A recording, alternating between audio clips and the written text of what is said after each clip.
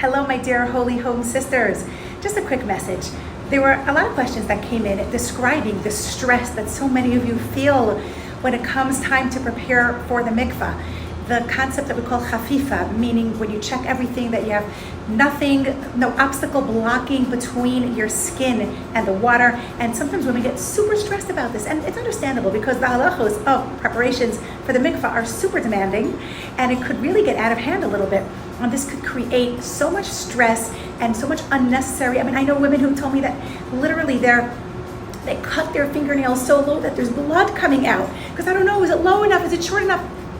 Okay, first of all, take a deep breath. Inhale, exhale. Stay calm, okay? We don't have to go crazy. Hashem wants us to do mitzvos b'simcha. He wants us to do mitzvos with menuchas hanefesh. And He does not want us to freak out about it or go overboard in our preparation. In fact, when we overthink things, we enter into a phase that is called analysis paralysis, where we are so busy overanalyzing everything. And by the way, this could be with anything in life, not only in mikvah prep, okay? When you just overthink and overthink and overthink, you end up formulating all of these reasons and excuses and worst case scenarios and possible problems. We create these images in our heads and our imaginations go wild.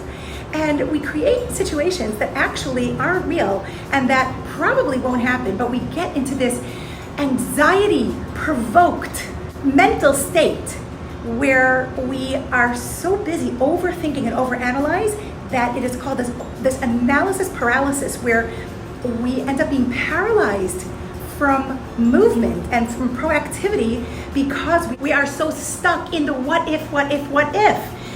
And we end up making poor decisions. We end up allowing our brains to play tricks on us and confuse us and create these scenarios that aren't real. And this happens so easily when we freak out about our mikvah prep and we create these scenarios and we conjure up these false realities about what's good, what's not good. That's not what Hashem wants from us, and that is not the way we keep the mitzvos. In fact, when we were becoming the Jewish nation, it happened through a few-step process where there was a pattern of behavior that you can see clearly was a prevention of analysis paralysis. The first one is when they were leaving Mitzrayim, the word b'chipazon, they left immediately. That split second, they would have waited any longer. They would not have been worthy of leaving Mitzrayim. Why? Why did it have to be that second? Why don't they just wait until their bread finished baking? You know why? Because if they would have waited a little bit longer, they would have started overthinking and they would have come up with all of these excuses about why they shouldn't or can't leave Mitzrayim. So b'chipazon, immediately before you fall into analysis paralysis, you know what's right? Just go do it. Then they continued on to Kriyas Yamsuf. And we have Midas Hanachshon is what I like to call it.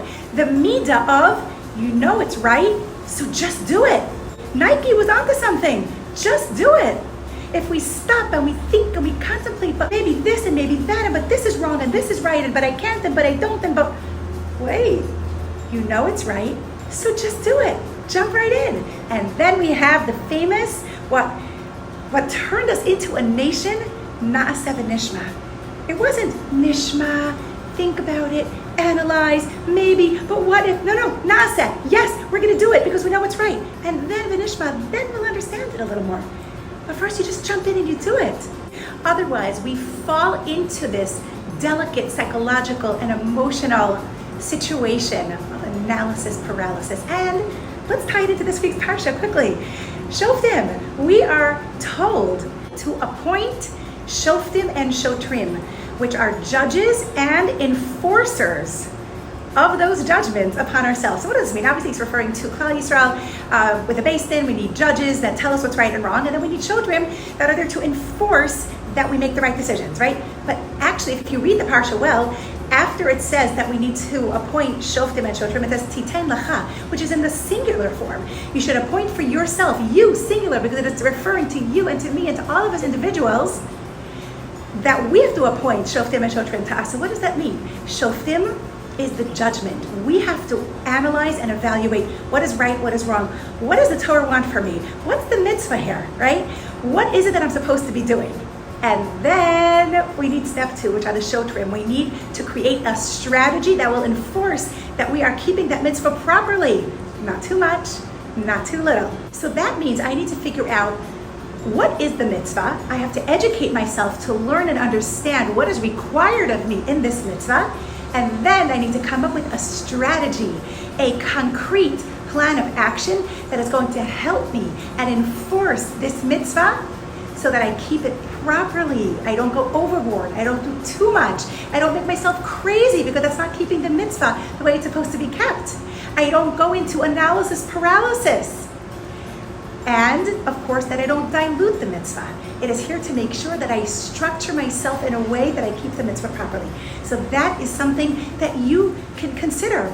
What should be my plan of action? Maybe that I do whatever is in my capacity as a human being. Just check that there is nothing in my hair, no knots. I took off my nail polish, I took out my lenses. I'm doing my best.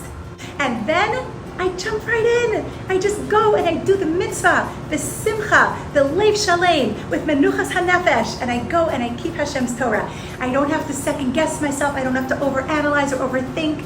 I am doing my hishtadlus, whatever is in my capacity as a human being. I'm doing my best, whatever I know, and then I trust that I am doing the mitzvah correctly, and that Hashem will accept my mitzvah with a full heart. I hope this was helpful. Have the most beautiful Shabbos. Love you all.